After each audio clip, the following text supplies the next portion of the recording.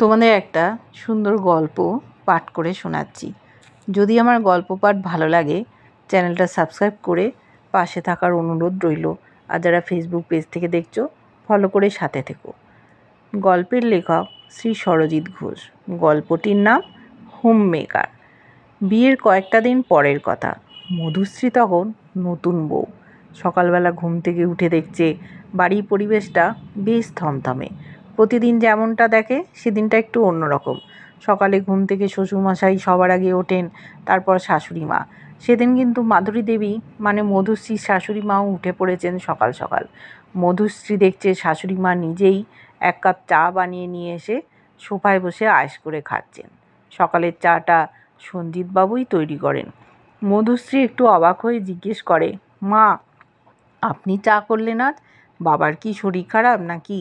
শাশুড়ি মাকে কথাটা বলতে না বলতেই সঞ্জিতবাবু নিজের ঘর থেকে বেরিয়ে এসে বললেন, না না, শরীর খারাপ হতে যাবে কেন? আমি চা তৈরি করেছি তো, তাই উনি আমার তৈরি চা খাবেন না।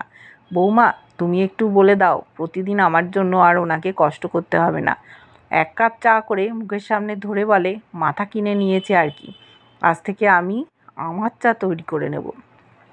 ঝামেলা কিছু একটা হয়েছে, সেটা বুঝতে বাকি থাকে না মধুশ্রী। মাধুরী দেবী রেগে আছেন ভীষণ। শাশুড়ি মাকে শান্ত করতে মধুশ্রী একটু নরম সুরে জিজ্ঞেস করে, এই রকম করলে চলে? আর মা আপনি বাবার ওপর রাগ করে থাকতে পারবেন তো? দেখোই না পারি কি না, 35 বছর আমি ওর সঙ্গে আছি, আমার হাড় মাস জ্বালিয়ে দিল। আমি বলেই ওর সঙ্গে এতদিন ধরে ঘর করছি, অন্য কেউ হলে থাকতো না। আমি বলেই তোমাকে বিয়ে করেছিলাম, তা না হলে তোমার তো বিয়েই হতো না। কথাটা শুনে আরও রেগে গেলেন মাধুরী দেবী। বললেন, দেখলে বৌমা কেমন বেয়াক্কেলে লোক, কথার ছিরি দেখেছো? এত বড় কথাটা তুমি আমাকে বলতে পারলে? মধুশ্রী যখন দেখছে শাশুড়ি মা ভীষণ রেগে গেছেন, পরিস্থিতি সামাল দিতে গিয়ে তখন শ্বশুরমশাইকে বলেন, বাবা আপনি বা কথা বাড়ান কেন? সকাল সকাল ঝগড়া করলে কি ভালো লাগে? শ্বশুর আর শাশুড়ি এই মন কষাকষি দেখে তো মনে মনে হাসছে আর দুজনকেই থামানোর চেষ্টা চালাচ্ছে মধুশ্রী।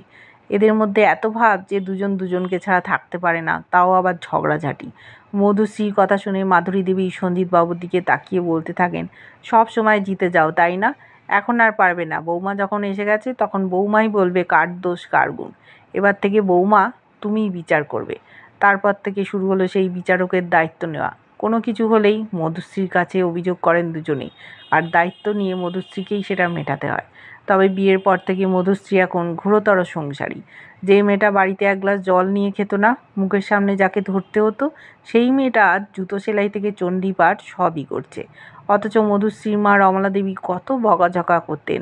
সকালে ঘুম থেকে উঠতে মধুশ্রী যখন দেরি করত, রমলা দেবী তো চিৎকার চেঁচামেচি শুরু করে দিতেন।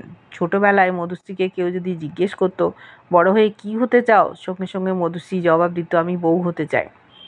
এই মধুশ্রীকে নিয়ে রমলা দেবীর চিন্তার শেষ ছিল না। রমলা দেবী বলতেন, শুধু পড়াশুনো করলেই হবে না, সেই সঙ্গে মেয়েদের অনেক কাজকর্মও শিখতে হয়। নিজের মা যতটা করবে, শ্বশুরবাড়িতে গেলে শাশুড়ি মা কিন্তু ততটা করবে না।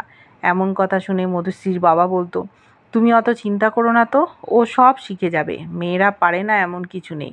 যে কোনো পরিস্থিতিতে মেয়েরা সব কিছু মানিয়ে নিতে পারে। তুমি কি প্রথম প্রথম সব কিছু পারতে? মধুশ্রী বিয়ের পর যখন এই বাড়িতে এলো তখন বাড়িতে 4 জন সদস্য, শ্বশুর শাশুড়ি নবারুণ আর মধুশ্রী। নবারুণ মানে মধুশ্রীর হাজব্যান্ড। নবারুণ আবার উত্তরবঙ্গ মেডিকেল কলেজের ডাক্তার, বাইরে থাকে, 2 মাস ছাড়া বাড়ি আসে। এই বাড়িতে এসে মধুশ্রী কখন যে এই বাড়িকে নিজের বাড়ি করে নিয়েছিল সেটা বোঝা মুশকিল। সব থেকে ভালো যেটা, সেটা হলো শ্বশুর শাশুড়ি ভীষণ ভালো মানুষ আর অমায়িক তাদের ব্যবহার। কয়েকদিনের মধ্যেই বুঝে নিয়েছিল ওদের মন মানসিকতা, আর তাতেই আপন করে নিতে পেরেছিল সহজেই। ভালোবাসাটা যখন দুদিক থেকেই থাকে তখন আর কাউকেই আপন করতে হয় না, সহজেই তখন আপন হয়ে যায়। আজ 12 বছরের বিবাহিত জীবন মধুশ্রীর। বাবার আদুরে মেয়ে মধুশ্রী আজ সব কিছু নিজের হাতে সামলাচ্ছে। অথচ মধুশ্রী জুওলজিতে এমএসসি করেছে, চাকরি করার ইচ্ছে কোনো কালেই ছিল না ওর মধ্যে। বিয়ের পর নবারুণ নিজে চাকরি করার জন্য কতবার মধুশ্রীকে বলেছে, জুওলজিতে এমএসসি করে ঘরে বসে থাকার কোনো মানে আছে? চাকরি বাকরি করার চেষ্টা করতে পারো তো। উত্তরে মধুশ্রী বলেছে, আমি একজন ভালো হোমমেকার হতে চাই। সংসার আর সংসারের মানুষজনের সাথে আমি একটা সুন্দর সম্পর্ক গড়ে ভালো থাকতে চাই। চাকরি করার ইচ্ছে কোনো কালেই ছিল না আমার। তাই চাকরি করার কথা আমাকে বলো না। সংসারের মধ্যে থেকেও অনেক কিছু করা যায়, সেরকম কিছু তো ভাবতে পারো। তুমি তো জানো আমার আর একটা শখ আছে। বেশ, তুমি যেটা ভালো বুঝবে সেটাই করো। তবে হ্যাঁ, মধুশ্রী সংসারের সুগৃহিণীও বটে।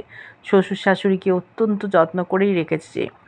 এদিকে আবার 7 বছরের দুরন্ত ছেলে, তাকেও সামলে রাখতে হয়। এই তো সেদিন মধুশ্রী কি একটা দরকারে বাপের বাড়িতে গিয়েছিল। বাপের বাড়িতে গিয়ে দেখেছে মধুশ্রীর ছোট পিসি এসছে। ঘণ্টাখানেক থেকেই মধুশ্রী বাড়ি চলে আসবে বলেই বেরিয়ে পড়েছে। তাতেই ছোট পিসি বলে উঠল, সবাই মাত্র তো এসেছিস, এখনই চলে যাবি? বিকেলে যাবি বরং। মধুশ্রী হেসে বলল, আমি এভাবেই আসি আর এভাবেই যাই। বেশিক্ষণ থাকলে হবে না গো পিসি, বাড়িতে 3টে বাচ্চাকে রেখে এসেছি। কি জানি কি উৎপাত করছে 3জনে।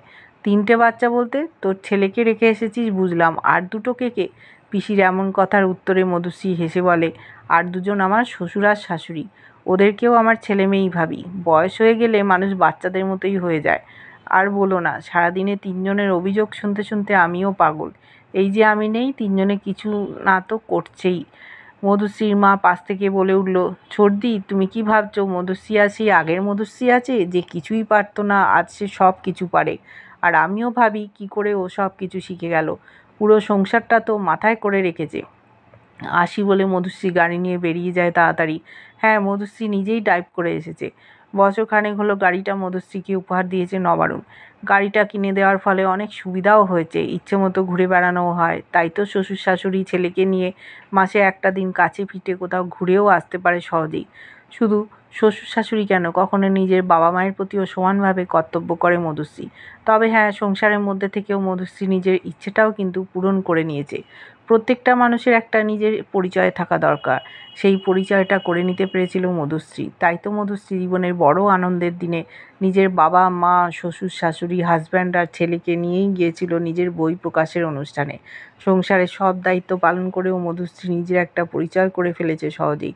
টুকটাক লেখালেখি তো করতোই, তবে এখন লেখিকা মধুশ্রী বন্দ্যোপাধ্যায়কে অনেকেই চেনেন। মধুশ্রীর লেখা বই হোম মেকার প্রকাশিত হলে বইটা প্রথম হাজব্যান্ডের হাতে তুলে দিয়ে বলেছিল, আমার তরফ থেকে দেওয়া তোমার জন্য এই উপহার।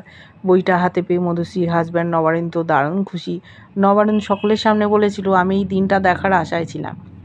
আমি গর্বিত, আমি একজন নামকরা লেখিকার স্বামী। নিজের পরিচয় নয়, স্ত্রীর পরিচয়ে পরিচিত হতে পারাটাও একটা গর্বের। সত্যিই তো, নিজের একটা পরিচয় না থাকলে চলে।